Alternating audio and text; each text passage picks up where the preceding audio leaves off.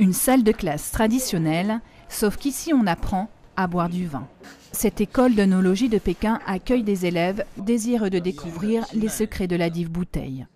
Car en Chine, le vin séduit de plus en plus, pas forcément pour des raisons gustatives. Un bon vin, cela permet de montrer qu'on a un statut social élevé.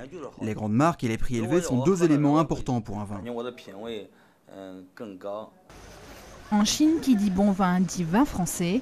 Les châteaux ont la cote dans l'Empire du Milieu, une aubaine pour les faussaires. Lors des salons vinicoles organisés dans toute la Chine, les exposants n'hésitent pas à promouvoir des grands vins contrefaits. Château Lafite ou autre appellation célèbre, la copie souvent grossière a pignon sur rue. Et les vendeurs sont à peine gênés. Je vais vous répondre en une phrase. Tous nos vins viennent de France. Ce marché de la contrefaçon du vin, Romain van der Voorde le connaît bien.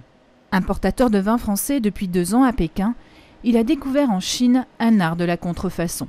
Et si une bouteille mal copiée se vend aux alentours de 10 €, le prix de certaines œuvres de faussaires peut grimper jusqu'à 2 500 €.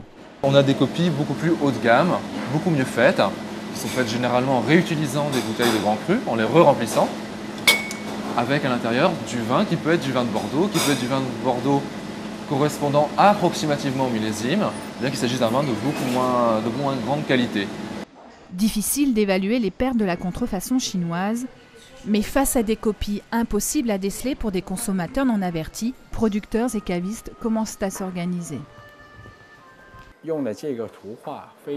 Sur l'étiquette de ce Lafite, le tableau est toujours le même, mais en haut, il y a un blason doré. Ce n'est pas le même pour toutes les bouteilles. Ici, on a gravé 2005 et grâce à cela, on peut distinguer les faux parce que les faussaires n'arrivent pas à reproduire tous ces détails minutieusement.